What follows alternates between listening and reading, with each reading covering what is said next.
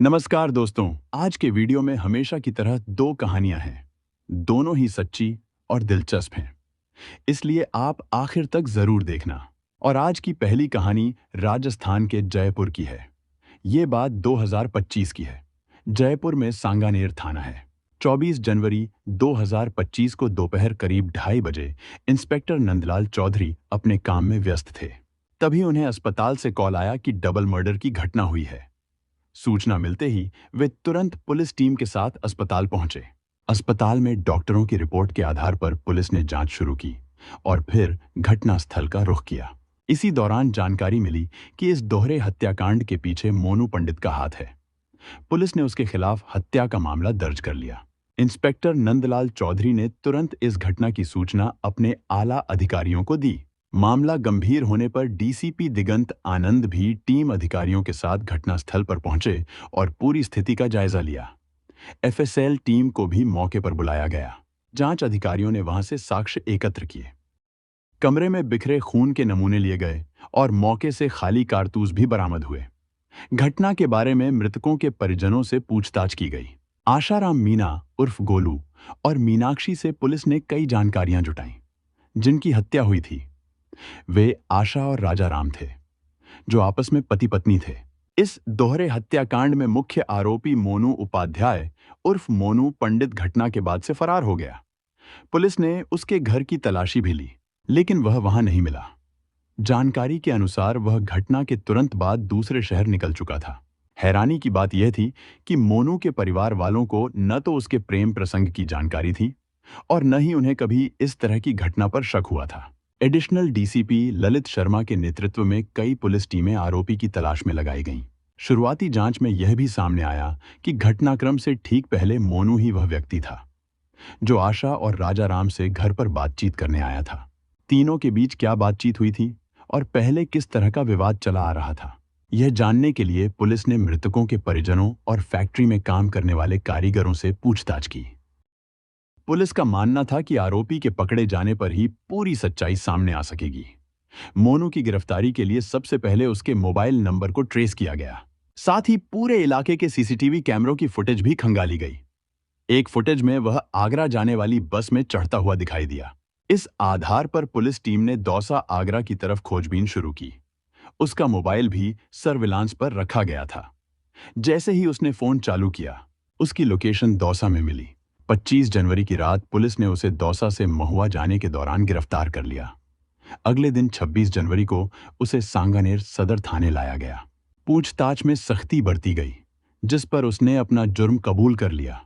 Police ने उसके पास से दोनों हत्याओं में इस्तेमाल की गई देसी पिस्तौल भी बरामद कर ली। उसी दिन उसे कोर्ट में पेश किया गया, जहां से उसे न्यायिक हिरासत में भेज दिया गया। जेल भेजने के बाद जो पूरी कहानी सामने आई वह इस प्रकार थी। जयपुर के सांगानेर सदर इलाके में कई फैक्ट्रियां थीं। इन्हीं में से एक फैक्ट्री में कुर्ती बनाने का काम होता था। वहीं पर मोनू पंडित आशा मीणा और आशा का पति राजा राम मीणा भी काम करते थे। मोनू और आशा की उम्र लगभग एक जैसी थी और दोनों शादीशुदा थे। फैक्ट्री में काम के बीच जब कभी खाली समय मिलता तो दोनों थोड़ी बहुत बातें कर लिया करते। इन छोटी छोटी बातों से दोनों को अच्छा लगता था। धीरे धीरे इन मीठी बातों का असर आशा के मन पर भी होने लगा। उधर मोनू आशा की खूबसूरती और उसकी अदाओं पर पूरी तरह फिदा हो गया था। वह कभी उसकी चाल पर तो कभी उसके बोलने के ढंग पर मजाक मजाक में बातें करने लगता। आशा को भी मोनू का यूं खुलकर बात करना अच्छा लगता था। अब दोनों का साथ बढ़ने लगा। फैक्ट्री में वे लंच भी साथ करने लगे, जबकि ज्यादातर लड़कियां अपनी सहेलियों के साथ ही खाना खाती थीं। मोनू कभी कभी बाहर से खाने पीने का सामान लाकर आशा को भी दे देता था। आशा और मोनू के बीच नजदीकियां अब काफी बढ़ चुकी थीं। मोनू की मीठी बातें और उसका हर वक्त ख्याल रखना, यह सब देखकर आशा को समझने में देर नहीं लगी कि वह उस पर पूरी तरह फिदा हो चुका है और उसकी चाहत क्या है। कई बार उसे महसूस हुआ कि मोनू की नजरें उस पर टिक जाती हैं। आखिरकार एक दिन मोनू ने खुलकर अपने प्यार का इजहार कर दिया। आशा ने बिना ज्यादा सोचे समझे उसकी बात मान ली। इसके बाद दोनों धीरे धीरे और करीब आने लगे। मोनू ने आशा को एक नया मोबाइल फोन गिफ्ट किया। यह देखकर आशा बहुत खुश हुई। इस तरह दोनों का रिश्ता महीनों तक चलता रहा, लेकिन एक दिन यह राज छुपा न रह सका। आशा का पति राजाराम मीणा को इस बारे में भनक लग गई।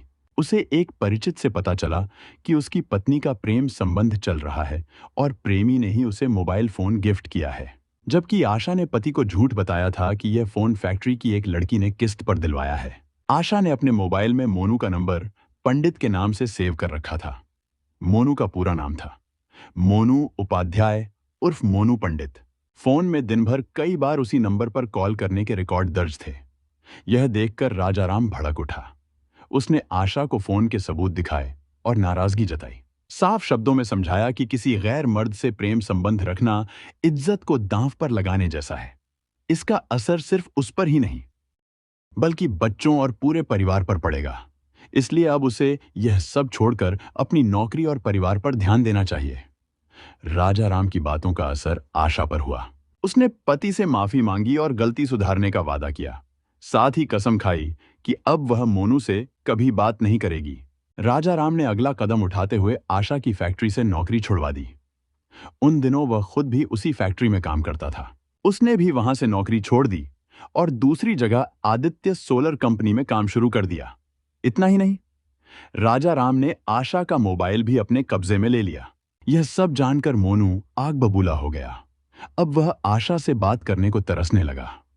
मोनू को लगने लगा कि आशा के प्यार में सबसे बड़ी रुकावट राजाराम ही है।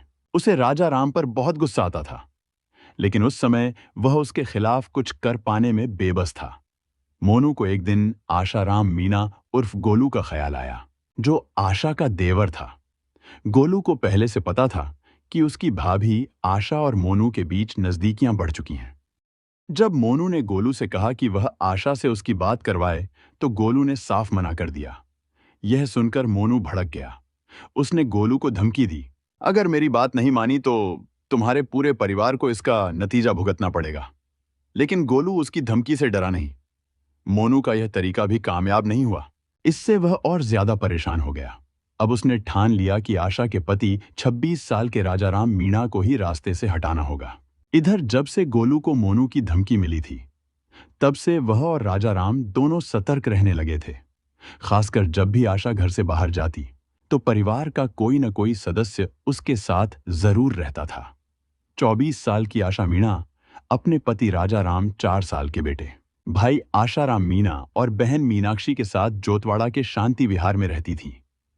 उनका असली गांव जयपुर जिले की चाकसू तहसील के कोटखावदा में था।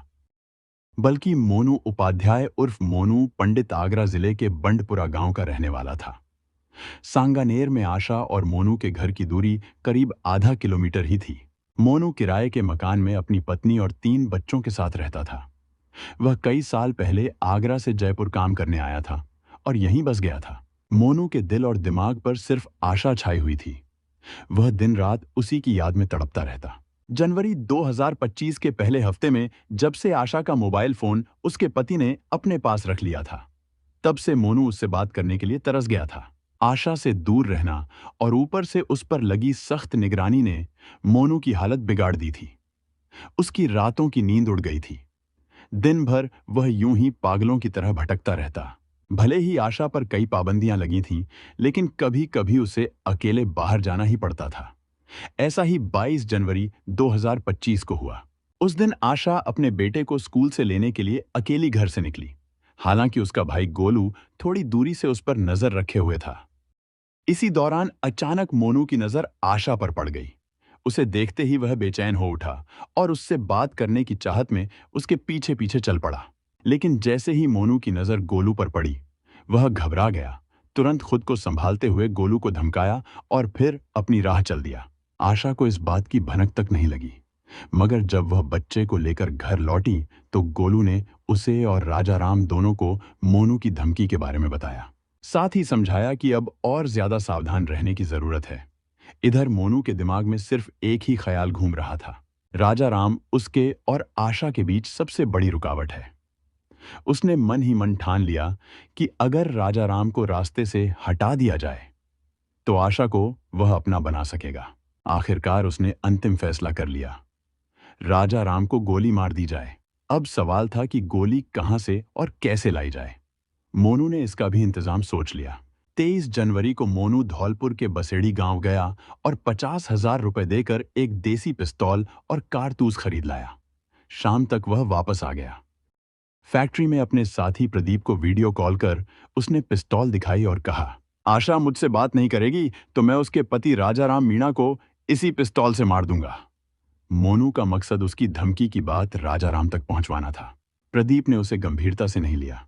24 जनवरी की सुबह मोनू ने राजाराम को कई बार कॉल किए, लेकिन राजाराम का फोन साइलेंट पर था और कॉल का पता नहीं चला। फिर मोनू ने गोलू को फोन किया और बताया कि उसने कई कॉल किए हैं।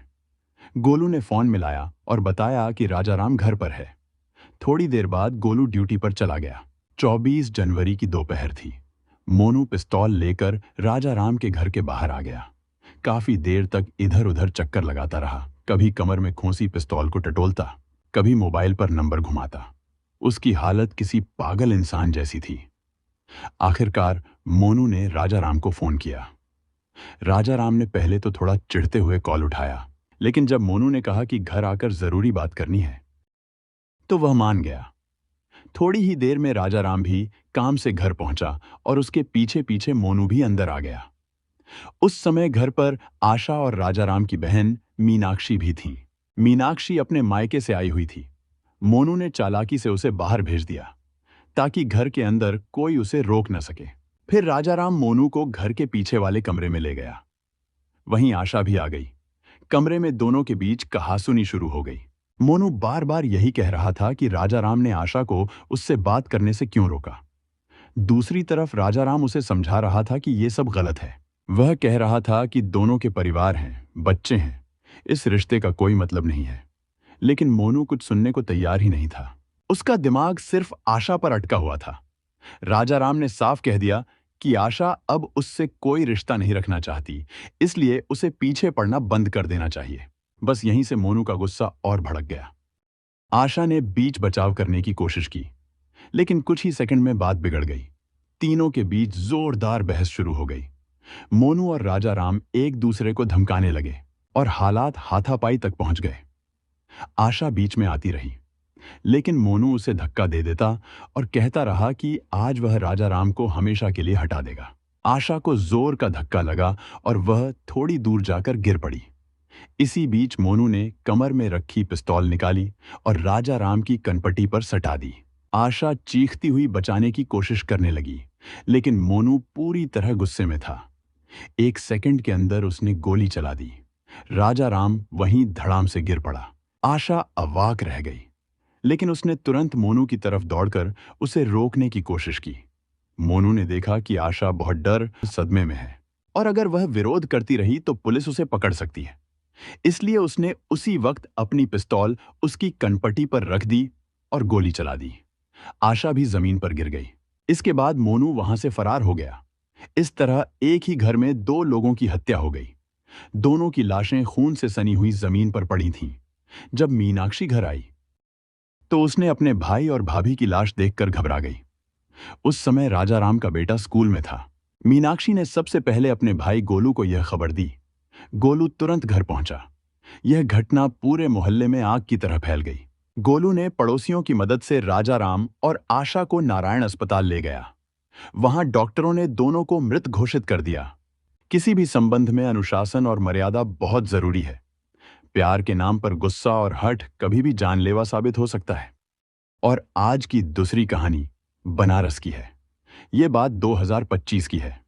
बनारस का महमूरगंज थाना इलाका, जिसके अंदर शुकुलपुरा सरायनंद नाम का मोहल्ला आता है। इसी मोहल्ले में राजू कनौजिया अपने परिवार के साथ रहता था। राजू प्राइवेट नौकरी करता था। घर में उसकी माँ और दो भाई भी थे। 4 साल पहले राजू की जिंदगी में अंजलि सिंह आई। उनकी मुलाकात बस में हुई थी। दोस्ती धीरे धीरे प्यार में बदल गई और कुछ समय बाद दोनों ने शादी कर ली। शादी के बाद राजू और अंजलि वाराणसी में अल्केश गुप्ता के मकान में किराए पर रहने लगे। शादी के 1 साल बाद उनकी बेटी काव्या का जन्म हुआ। पूरा परिवार बहुत खुश था और घर में हर दिन हंसी और प्यार से भरा रहता था। लेकिन राजू की जिंदगी में कुछ ऐसा भी हुआ जिससे सब कुछ बदलने वाला था।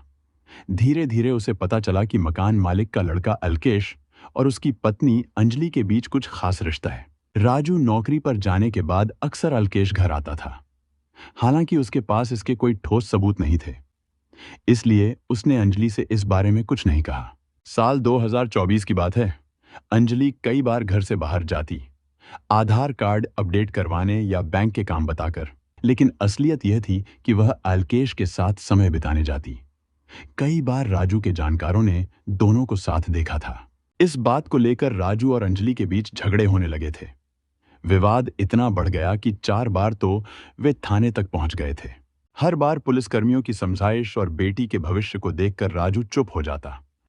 पत्नी कुछ महीनों के लिए ठीक रहती, लेकिन फिर वह फिर से अल्केश से मिलने लगती। मकान मालिक का बेटा जब घर के बाहर आता तो अंजलि खिड़की से उसे देखती थी।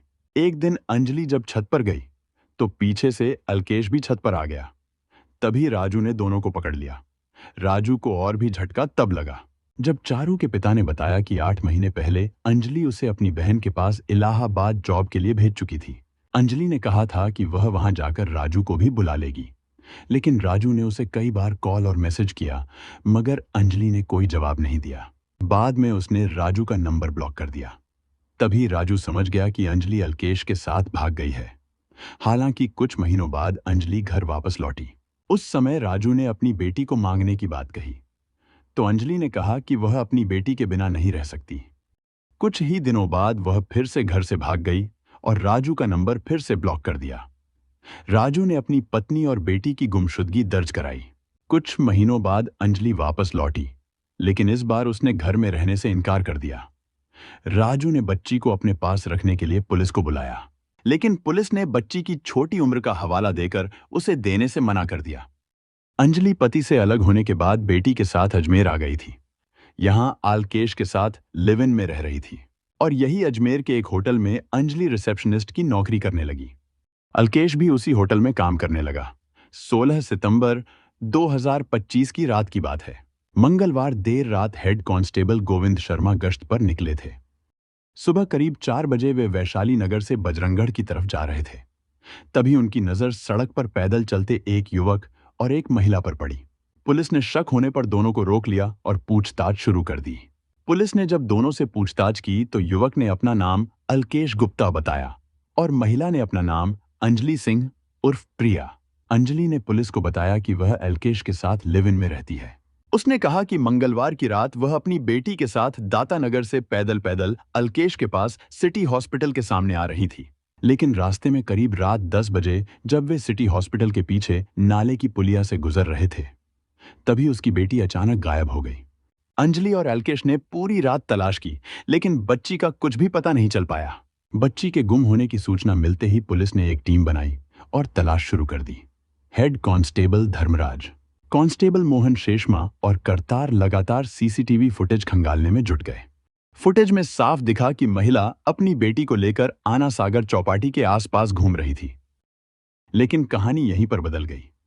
मंगलवार देर रात करीब 1:30 के बाद वही महिला अकेली आना सागर चौपाटी तिराहे की ओर जाती दिखी।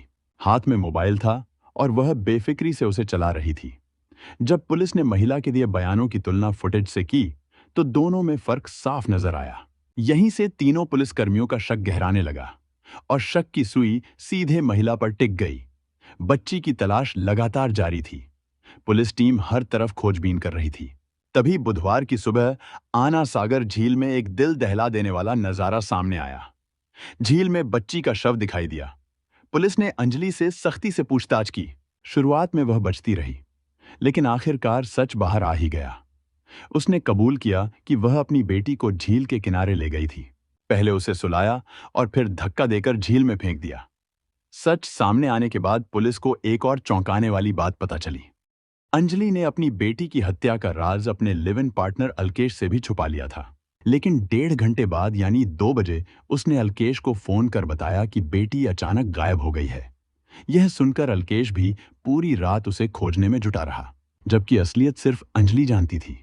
पुलिस की पूछताछ में आखिरकार अंजलि ने अपनी पूरी बात कबूल कर ली। उसने बताया कि उसका लिव इन पार्टनर अल्केश अक्सर बेटी को लेकर ताने देता था। वह कहता था, "यह तुम्हारे पहले पति की बेटी है।" इन तानों से परेशान होकर अंजलि ने एक खौफनाक कदम उठा लिया। उसने मासूम को झील के किनारे ले जाकर धक्का दे दिया। अंजलि के कबूलनामे के बाद पूरी वारदात का सच सामने आ गया। पुलिस ने उसकी निशानदेही पर घटनास्थल की दोबारा जांच की। झील के किनारे से बच्ची की चप्पल और कुछ कपड़े भी बरामद हुए।